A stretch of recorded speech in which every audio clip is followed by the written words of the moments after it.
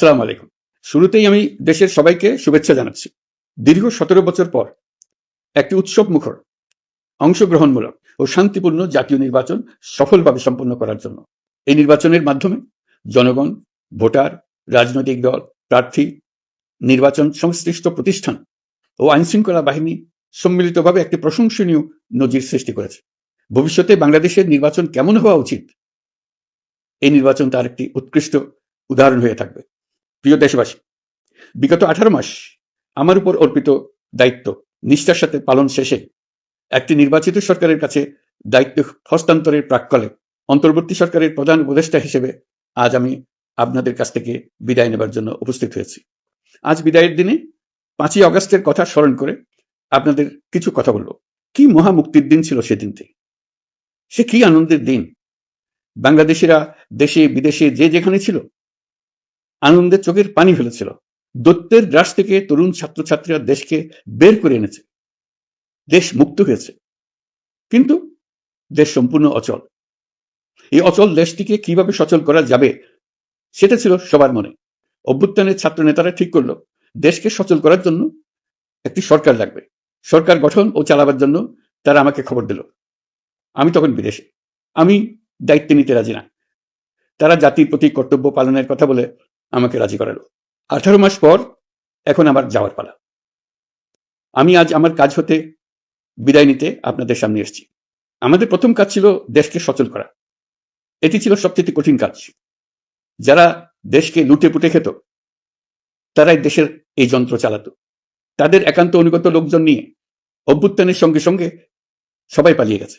বড় কর্তা পালিয়েছে, মাঝারি কর্তা পালিয়েছে, অন্যরা ভোল পাল্টিয়েছে অথবা আত্মগোপনে চলে গেছে। কেউ নানা জনের সুপারিশ নিয়ে আসছে, তারা অভ্যুত্থানের গোপন সৈনিক ইত্যাদি। সরকারের ভেতর যারা পালিয়ে যাননি তাদের মধ্যে কাকে বিশ্বাস করবেন, কাকে বিশ্বাস করবেন না, এটি মহাসংকট হয়ে দাঁড়ালো। যতই মৃতদেহের অঙ্গ প্রত্যঙ্গবিহীন দেহের সন্ধান আসছিল ততই তারা চিহ্নিত হচ্ছিল। সেই থেকে 18 মাস চলে গেছে। অবশেষে 12ই ফেব্রুয়ারি আসলো। 1.5 যুগ পরে দেশে একটি জাতীয় নির্বাচন এবং ব্যাপক সাংবিধানিক পরিবর্তনের জন্য সর্বসম্মত জুলাই সনদের উপর গণভোট অনুষ্ঠান হলো। এই নির্বাচনে উৎসবমুখর পরিবেশ, দেশের সর্বত্র একটা ঈদের পরিবেশ ছিল, যা আমাদের ইতিহাসে স্মরণীয় হয়ে থাকবে। এই প্রতিদ্বন্দ্বিতামূলক নির্বাচনে যারা জয়ী হয়েছেন তাদের আমি অভিনন্দন জানাচ্ছি। যারা পরাজিত হয়েছেন তাদেরকেও আমি অভিনন্দন জানাচ্ছি। হার জিতেই হলো গণতন্ত্রের সৌন্দর্য। যারা জয়ী হয়েছেন তারা মোট ভোটের প্রায় অর্ধেক পেয়েছেন। যারা জয়ী হতে পারেননি তারা মোট ভোটের অর্ধেক পেয়েছেন। যারা জয়ী হতে পারেননি তারা এই জেনে আশ্বস্ত হবেন যে প্রায় অর্ধেক ভোটার আপনাদের উপর আস্থা রেখেছে। আগামী দিন নতুন সরকার দায়িত্ব গ্রহণ করবে। এর মাধ্যমে আমাদের 18 মাসের দায়িত্বের সমাপ্তি হবে। 24শে জুলাই মাসে বাংলাদেশের মানুষ এক অভূতপূর্ব অভ্যুত্থানের মধ্য দিয়ে তাদের মুক্তি, আকাঙ্ক্ষা ও মর্যাদার দাবি উচ্চারণ করেছিল। সেই সময় দেশ একটি গভীর রাজনৈতিক, অর্থনৈতিক, প্রাতিষ্ঠানিক ও মানবিক সংকটে নিপতিত ছিল। রাষ্ট্রযন্ত্রের উপর মানুষ আস্থা হারিয়ে ফেলেছিল। গণতন্ত্র হয়েছিল দুলিশ্বাস, ভবিষ্যৎ ছিল অনিশ্চিত। ঠিক সেই সংকটময় সময়ে আমাকে আহ্বান জানানো হয়েছিল একটি লক্ষ্য সামনে রেখে বাংলাদেশকে আবার স্বাভাবিক জীবনে ফেরানোর জন্য 3টি দায়িত্ব দেওয়া হয়েছিল: সংস্কার, বিচার এবং নির্বাচন। আমি ও আমার সহকর্মীরা সবাই আমরা সেই অঙ্গীকার রক্ষার চেষ্টা করে গেছি। কোথায় কতটুকু সাফল্য অর্জন করতে পেরেছি, কোথায় ব্যর্থ হয়েছি, সে বিচারের ভার আপনাদের উপর থাকলো। আমাদের প্রচেষ্টায় কোনো ঘাটতি ছিল না। আমরা মানবতা বিরোধী অপরাধ, দুর্নীতি ও অনিয়মের বিচার প্রক্রিয়াকে রাজনীতি ও প্রতিশোধের ঊর্ধ্বে রেখেছি। আমরা ভঙ্গুর প্রতিষ্ঠানগুলোর প্রশাসনিক, বাণিজ্যিক, আর্থিক সংস্কারে হাত দিয়েছি, যাতে ভবিষ্যতে কোনো সরকার জনগণের ইচ্ছার বিরুদ্ধে নিজেকে স্থাপন করতে না পারে। আর সর্বোপরি আমরা একটি উৎসবমুখর, অবাধ, নিরপেক্ষ, শান্তিপূর্ণ, পরিচ্ছন্ন ও বিশ্বাসযোগ্য জাতীয় নির্বাচনের আয়োজন করেছি, যার মাধ্যমে জনগণ আবার তাদের ভোটাধিকার ফিরে পেয়েছে। এই নির্বাচন কেবল একটা ক্ষমতা হস্তান্তরের প্রক্রিয়া নয়, এটি বাংলাদেশের গণতান্ত্রিক ব্যবস্থার নতুন অভিযাত্রার সূচনা, নতুন বাংলাদেশের জন্ম। এই অর্জনের পেছনে যারা ছিলেন, জুলাইয়ে রাস্তায় নেমে আসা প্রতিবাদকারী তরুণ তরুণীরা, সেই সাহসী মানুষগুলো, শহীদ আহতরা, তাদের প্রতি আমি গভীর শ্রদ্ধা ও কৃতজ্ঞতা জানাচ্ছি। তাদের অভূতপূর্ব ত্যাগ ছাড়া এই পরিবর্তন সম্ভব হতো না। এই প্রক্রিয়া সফল করতে দেশের আবালবৃদ্ধ বনিতা সকলেই সহযোগিতা করেছেন। প্রাতিষ্ঠানিক দিক থেকে দেশের রাজনৈতিক দলসমূহ, নির্বাচন কমিশন, সকল আইনশৃঙ্খলা বাহিনী, সশস্ত্র বাহিনী, সরকারি কর্মকর্তা কর্মচারী ও প্রশাসনের প্রতিটি স্তরের সদস্যরা আন্তরিক সহযোগিতা করেছেন। আপনাদের প্রতি আমার আন্তরিক কৃতজ্ঞতা রইল। আপনাদের ধৈর্য, পেশাদারিত্ব ও আস্থার উপর ভর করেই এই পথ চলা সম্ভব হয়েছে। প্রিয় দেশবাসী, 24-এর গণঅভ্যুত্থানের সময় দেয়ালে দেয়ালে তরুণরা যে নতুন বাংলাদেশের স্বপ্ন এঁকেছিল, তার কেন্দ্র ছিল প্রাতিষ্ঠানিক সংস্কার। সেই প্রত্যাশা বাস্তবায়নে অন্তর্বর্তী সরকার প্রায় 130টি নতুন আইন ও সংশোধনী প্রণয়ন করেছে এবং প্রায় 600টি নির্বাহী আদেশ জারি করেছে, যার প্রায় 84% ইতিমধ্যে বাস্তবায়িত হয়েছে। এই সংস্কারসমূহ নাগরিক অধিকারকে সংহত করেছে, বিচার ব্যবস্থাকে শক্তিশালী করেছে এবং গুম, খুন ও বিচার বহির্ভূত হত্যার সংস্কৃতি যেন আর কখনো ফিরে না আসে সেটা নিশ্চিত করেছে। আমরা দায়িত্ব গ্রহণের সময় দেশের আইন শৃঙ্খলা পরিস্থিতি ছিল অত্যন্ত ভঙ্গুর। থানাগুলো ছিল পুলিশশূন্য, জনগণের মধ্যে আস্থার বদলে ভয় ও শঙ্কা তৈরি হয়েছিল। ধাপে ধাপে আমরা সেই অবস্থার পরিবর্তন ঘটিয়েছি। আজ পুলিশ আর মারণাস্ত্র ব্যবহার করে না, বেআইনিভাবে কাউকে তুলে নিয়ে যায় না, বন্দুকযুদ্ধের নামে হত্যা করে না, পুলিশ ও গোয়েন্দা বাহিনীর ভয়ে কাউকে ডিলিট বাটন চাপতে হয় না। জনবান্ধব ও জবাবদিহিমূলক বাহিনী হিসেবে গড়ে তোলার লক্ষ্যে পুলিশ কমিশন অধ্যাদেশ 2025 প্রণয়ন করা হয়েছে। বিচার বিভাগকে স্বাধীন ও শক্তিশালী করতে পৃথক সচিবালয় গঠন, বিচারক নিয়োগের স্বচ্ছ কাঠামো এবং দেওয়ানি ও ফৌজদারি আইনে যুগান্তকারী সংস্কার করা হয়েছে। সেপারেশন অব জুডিশিয়ারির জন্য মাজদার হোসেন মামলার রায় আমরা বাস্তবায়ন করে গেলাম। গুমকে মানবতার বিরুদ্ধে অপরাধ হিসেবে স্বীকৃতি দিয়ে আন্তর্জাতিক অপরাধ ট্রাইব্যুনাল আইন সংশোধন করা হয়েছে। বিচার প্রক্রিয়াকে স্বচ্ছ করতে রায় সরাসরি সম্প্রচারের সুযোগ, বিদেশি আইনজীবী নিয়োগ এবং অন্তর্বর্তী আপিলের বিধান যুক্ত করা হয়েছে। বাংলাদেশ যেন আর কখনো মানবাধিকারহীন রাষ্ট্রে পরিণত না হয় সেই লক্ষ্যে জাতীয় মানবাধিকার কমিশন অধ্যাদেশ জারি করা হয়েছে এবং কমিশন গঠন করা হয়েছে। প্রিয় দেশবাসী, একটি সমাজ তখনই উন্নত হয় যখন তার নারীরা নিরাপদ, সম্মানিত ও সমান অধিকারপ্রাপ্ত। উন্নয়ন তখনই টেকসই হয় যখন নারীরা সিদ্ধান্ত গ্রহণে, অর্থনীতিতে, শিক্ষায় ও নেতৃত্বে সমানভাবে অংশ নিতে পারেন। যে নতুন বাংলাদেশের স্বপ্ন আমরা দেখছি, নারীদের অগ্রযাত্রা ছাড়া তা গড়ে তোলা সম্ভব নয়। নারী ও শিশু সুরক্ষা, যৌন হয়রানি প্রতিরোধ অধ্যাদেশ, পারিবারিক সহিংসতা প্রতিরোধের অধ্যাদেশ এবং নারী ও শিশু নির্যাতন দমন আইন সংশোধন করা হয়েছে। নতুন এসব আইনের মাধ্যমে কর্মক্ষেত্রে ও শিক্ষা প্রতিষ্ঠানে নারীদের হয়রানি প্রতিরোধ ও সুরক্ষা আবার নিশ্চিত করার পথ সুগম করা হয়েছে। প্রিয় দেশবাসী, অভ্যুত্থান পরবর্তী এক উত্তাল সময়ে দেশকে ধীরে ধীরে স্বাভাবিক ধারায় ফিরিয়ে আনতে আমাদের সশস্ত্র বাহিনীর সৈন্যরা যে ধৈর্য, পেশাদারিত্ব ও দায়িত্ববোধের পরিচয় দিয়েছে, তার জন্য দেশবাসীর পক্ষ থেকে আমি তাদের প্রত্যেককে আন্তরিক ধন্যবাদ জানাচ্ছি। একই সঙ্গে বিশেষভাবে উল্লেখ করতে চাই, যখনই কোনো সংকটময় পরিস্থিতির উদ্ভব হয়েছে, তখনই দেশের রাজনৈতিক নেতৃত্ব আমাদের আহ্বানে তাৎক্ষণিকভাবে সাড়া দিয়েছেন এবং সহযোগিতার হাত বাড়িয়ে দিয়েছেন। এই পারস্পরিক দায়িত্ববোধ ও সংযমই দেশকে অস্থিরতার পথ থেকে স্থিতিশীলতার দিকে এগিয়ে নিতে সহায়ক হয়েছে। স্বৈরাচারের 16 বছরে এদেশের রাজনৈতিক নেতাকর্মীরা যে ভয়াবহ নিপীড়ন, মামলা, হামলা, গুম ও হত্যার শিকার হয়েছেন, তা আমাদের জাতির জন্য এক গভীর বেদনাদায়ক শিক্ষা। এই অভিজ্ঞতা আমাদের স্মরণ করিয়ে দেয়, যাতে ভবিষ্যতে আর কখনো কোনো জালেম মাথাচাড়া দিয়ে উঠতে না পারে, যেন আর কখনো ফেসিবাদ প্রতিষ্ঠিত না হয়, শত শত আয়নাঘর সৃষ্টি না হয়, বিচার বহির্ভূত হত্যা ফিরে না আসে। সেই জন্য কেবল রাজনৈতিক অঙ্গীকারই যথেষ্ট নয়, প্রয়োজন ন্যায় বিচার নিশ্চিত করার লক্ষ্যে বিচার ব্যবস্থা ও রাষ্ট্রীয় কাঠামোর মৌলিক ও গভীর সংস্কার। এই উপলব্ধি থেকেই অন্তর্বর্তী সরকার তার সংস্কার কর্মসূচিকে সর্বোচ্চ অগ্রাধিকার দিয়েছে। প্রিয় দেশবাসী, ফ্যাসিস্ট সরকারের 16 বছরের নিপীড়ন ও জুলাইয়ের রক্তাক্ত স্মৃতি এখনো আমাদের মাঝে তাজা হয়ে আছে। যারা ভয়াবহ নিপীড়ন ও নির্যাতন চালিয়েছে তাদের বিচার করা এবং যেন আর কেউ এই ধরনের দুঃশাসন কায়েম করতে না পারে সেটা নিশ্চিত করা আমাদের গুরু দায়িত্ব। বিচার একটা চলমান প্রক্রিয়া। একাধিক ট্রাইব্যুনাল বর্তমানে সক্রিয়ভাবে কাজ করছে। ইতিমধ্যে একাধিক মামলার রায় ঘোষণা হয়েছে। আন্তর্জাতিক অপরাধ ট্রাইব্যুনালে ফেসিবাদের সময় দেশে যে গুমের সংস্কৃতি গড়ে উঠেছিল, সেই ভয়াবহ মানবাধিকার লঙ্ঘনের বিচারও শুরু হয়েছে। বেশ কিছু মামলার বিচারিক কার্যক্রম এখন শেষের পথে। আমরা আশা করছি আগামী দিনগুলোতেও বিচারিক প্রক্রিয়া অত্যন্ত নিরপেক্ষ ও স্বচ্ছতার সঙ্গে এগিয়ে যাবে। প্রিয় দেশবাসী, অন্তর্বর্তী সরকারের সবচেয়ে বড় অর্জন জুলাই সনদ, যার ভিত্তিতে গণভোটে বিপুল সংখ্যাগরিষ্ঠতায় তা বাস্তবায়নের সিদ্ধান্ত দিয়েছে দেশের মানুষ। জুলাই সনদের বাস্তবায়ন হলে ফেসিবাদ ফিরে আসার পথগুলো চিরতরে বন্ধ হয়ে যাবে। আশা করব এটা নির্ধারিত সময়ের সীমার মধ্যেই বাস্তবায়ন হবে। অন্তর্বর্তী সরকারের ছোট বড় ভালো মন্দ অনেক কথা ভুলে গেলেও জুলাই সনদের কথা জাতি কখনো ভুলবে না। এই সনদ রচনা এবং গণভোটে পাশ করানোর জন্য আমি সকল রাজনৈতিক দল সামাজিক সংগঠন, অধিকার রক্ষা প্রতিষ্ঠান, যারা অক্লান্ত পরিশ্রম করেছে তাদের সবাইকে আজ অভিনন্দন জানাচ্ছি। এই নির্বাচনে প্রথমবারের মতো প্রবাসীদের ভোট দেওয়ার সুযোগ সৃষ্টি করা হয়েছে। যখন একজন ভোটার গর্ব করে এই নির্বাচন ও গণভোটে ভোট দেওয়ার অভিজ্ঞতা সোশ্যাল মিডিয়ায় বলে, তখন একজন নাগরিক হিসেবে আমি আনন্দ ধরে রাখতে পারি না। আমি আশা করি এই প্রক্রিয়ায় ভবিষ্যতে আরো অনেক বেশি প্রবাসীরা নিশ্চিন্তে অংশগ্রহণ করতে পারবে। প্রিয় দেশবাসী, আমরা দায়িত্ব গ্রহণের সময় অর্থনীতি ছিল বিপর্যস্ত, ব্যাংকিং ব্যবস্থা ভেঙে পড়েছিল, অর্থ পাচার ছিল লাগামহীন। আমরা রাজস্ব ব্যবস্থাপনা, করনীতি, মুদ্রা ব্যবস্থাপনা, আর্থিক খাতে কাঠামোগত সংস্কার এনেছি।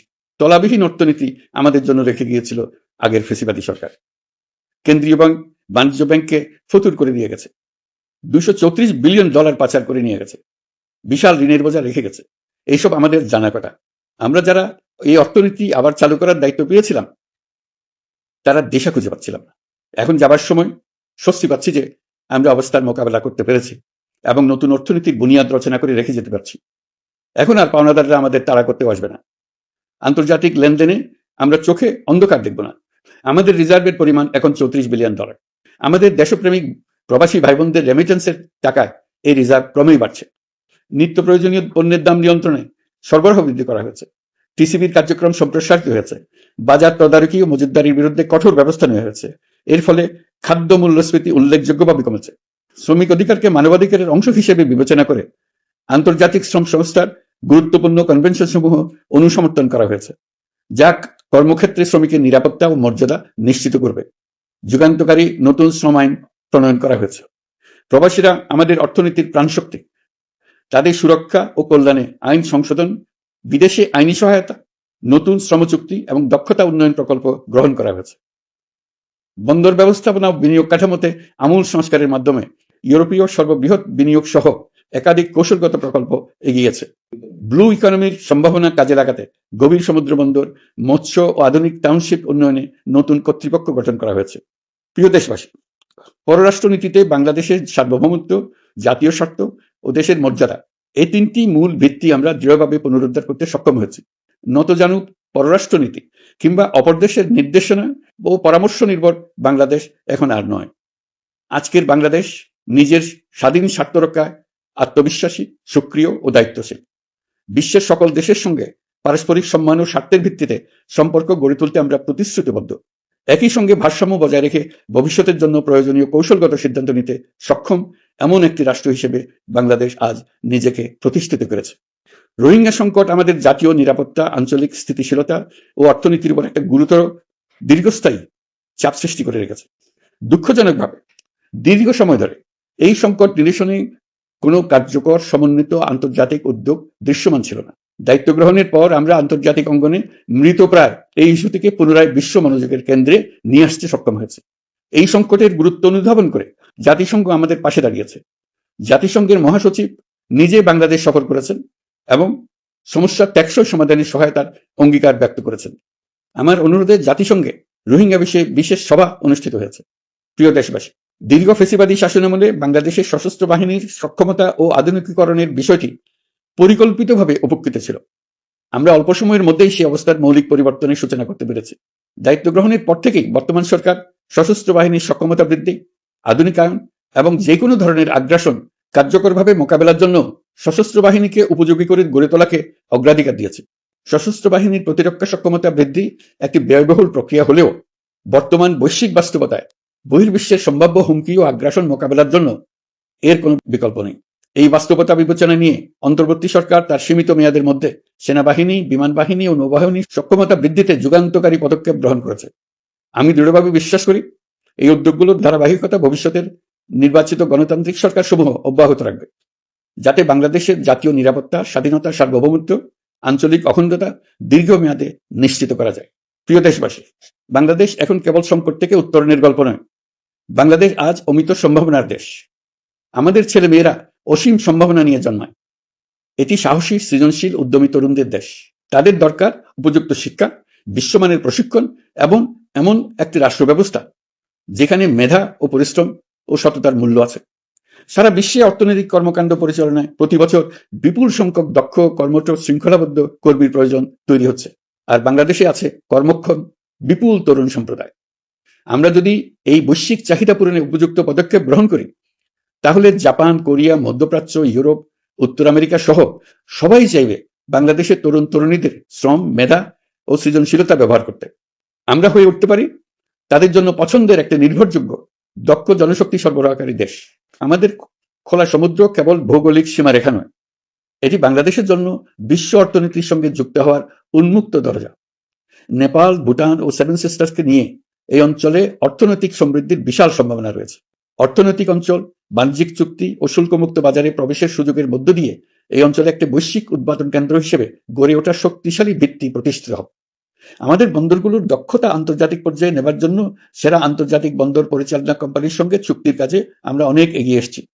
এর দক্ষতা বাড়াতে না পারলে আমরা অর্থনৈতিক অর্জনে পিছিয়ে যাব। প্রিয় দেশবাসী, সম্প্রতি বাংলাদেশের সঙ্গে যুক্তরাষ্ট্রের একটি গুরুত্বপূর্ণ দ্বিপাক্ষিক বাণিজ্য ও শুল্ক চুক্তি সম্পন্ন হয়েছে। এই চুক্তি কেবল একটি বাণিজ্যিক সুবিধা নয়, এটি বাংলাদেশের অর্থনীতি, কর্মসংস্থান, শিল্পায়ন এবং আন্তর্জাতিক কূটনৈতিক অবস্থানকে দীর্ঘমেয়াদে শক্তিশালী করার জন্য একটি কৌশলগত ভিত্তি হিসেবে কাজ করবে। এই চুক্তির ফলে যুক্তরাষ্ট্রের বাজারে বাংলাদেশের জন্য প্রযোজ্য পারস্পরিক শুল্ক ভার, রেসিপ্রোকাল ট্যারিফ 37% থেকে 19% কমে এসছে।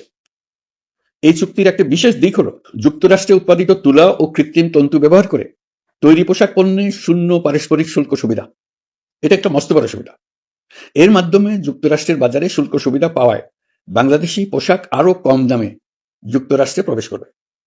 যুক্তরাষ্ট্রের তুলা ব্যবহারের ফলে আমাদের সরবরাহ চেইন আরো বৈচিত্র্যময় ও স্থিতিশীল হবে। এটি বাংলাদেশের পোশাক শিল্পকে উচ্চ মূল্যের ও উন্নত মানের পণ্যের দিকে অগ্রসর হওয়ার সুযোগ করে দেবে। প্রিয় দেশবাসী, বাংলাদেশের অর্থনৈতিক ভবিষ্যৎ টেকসই, বৈচিত্র্যময় ও প্রযুক্তি নির্ভর করার লক্ষ্যে জাপানের সঙ্গে সম্পাদিত অর্থনৈতিক অংশীদারিত্ব চুক্তি একটি ঐতিহাসিক ও কৌশলগত অগ্রগতি। এই অংশীদারিত্বের একটি গুরুত্বপূর্ণ সুফল হলো উৎপাদন ও রপ্তানির বহুমুখীকরণ। জাপানের সঙ্গে সহযোগিতার ফলে অটোমোবাইল যন্ত্রাংশ, ইলেকট্রনিক্স, রেলওয়ে সরঞ্জাম, গ্রিন টেকনোলজি এবং উচ্চমূল্যের শিল্পপণ্যে বাংলাদেশ ধাপে ধাপে যুক্ত হতে পারবে। এতে আমাদের ঝুঁকি কমবে এবং বৈশ্বিক বাজারে বাংলাদেশের অবস্থান আরো শক্তিশালী হবে।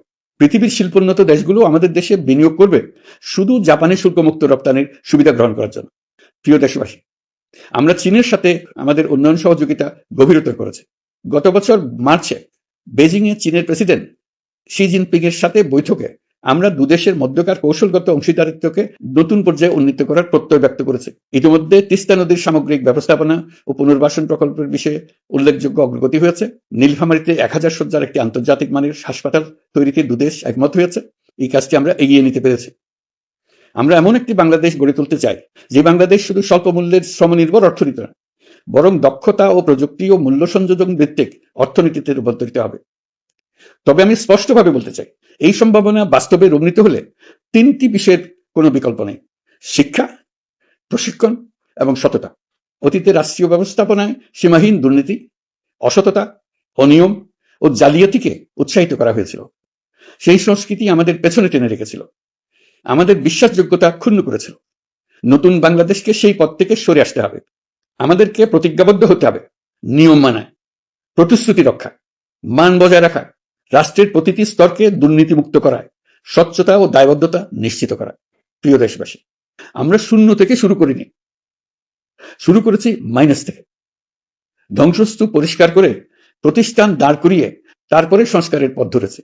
আজ অন্তর্বর্তী সরকার বিদায় দিচ্ছে, কিন্তু গণতন্ত্র, জবাবদিহিতা, বাক স্বাধীনতা, অধিকার চর্চার যে ধারা শুরু হয়েছে তা যেন কখনো থেমে না যায়। আমরা রাষ্ট্রীয় দায়িত্ব ছেড়ে গেলেও নতুন বাংলাদেশ গড়ার সার্বিক দায়িত্ব আমার, আপনার, আমাদের সবার। আমাদের সকলের দায়িত্ব দেশকে সত্যিকারের গণতন্ত্র হিসেবে পরিস্ফুটিত করা। জুলাই গণঅভ্যুত্থান আমাদের জন্য এই দরজা খুলে দিয়েছে। আমরা যদি স্বপ্ন, আকাঙ্ক্ষা ও শক্তিকে বাঁচিয়ে রাখতে পারি, তবে বাংলাদেশের অগ্রযাত্রা কেউ থামাতে পারবে না।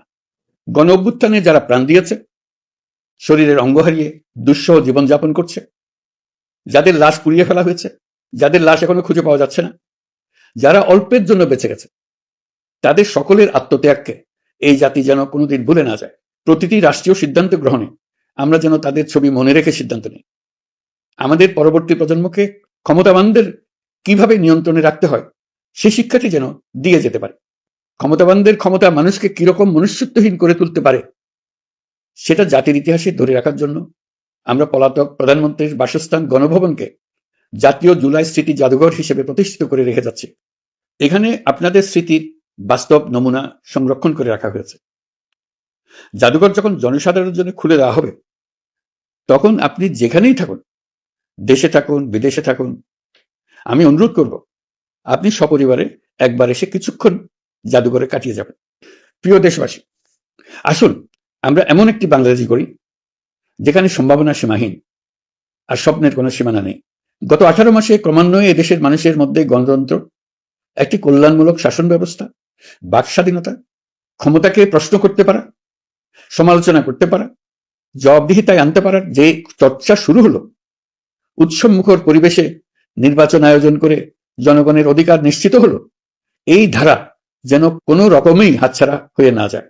আমি বিশ্বাস করি বাংলাদেশের আপামর জনসাধারণ এবং সকল রাজনৈতিক পক্ষ ইস্পাত কঠিন ঐক্যের মাধ্যমে এই ধারাকে আগামী দিনগুলোকে রক্ষা করবে, সমৃদ্ধ করবে। অধিকারের বিষয়, দেশের স্বাধীনতার সার্বভৌমত্বের বিষয়, পরবর্তী প্রজন্মের জন্য একটি সুন্দর বাংলাদেশ গড়ে তোলার প্রত্যয়ে দৃঢ় থাকতে হবে।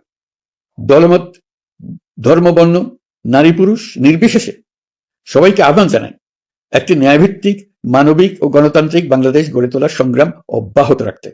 এই আহ্বান জানিয়েই আমি অত্যন্ত আশাবাদের সঙ্গে আজ আপনাদের কাছ থেকে বিদায় নিচ্ছি। দেশের শিশু, কিশোর কিশোরী, তরুণ তরুণী, ছাত্রছাত্রী, নারী পুরুষ, নবীন প্রবীণ, আমার দায়িত্ব থেকে বিদায় নেবার এই প্রাক্কালে আপনাদের সকলের প্রতি আন্তরিক ধন্যবাদ জানাচ্ছি। আমার জন্য দোয়া করবেন। মহান আল্লাহ আমাদের সকলের সহায় হন। আল্লাহ হাফেজ।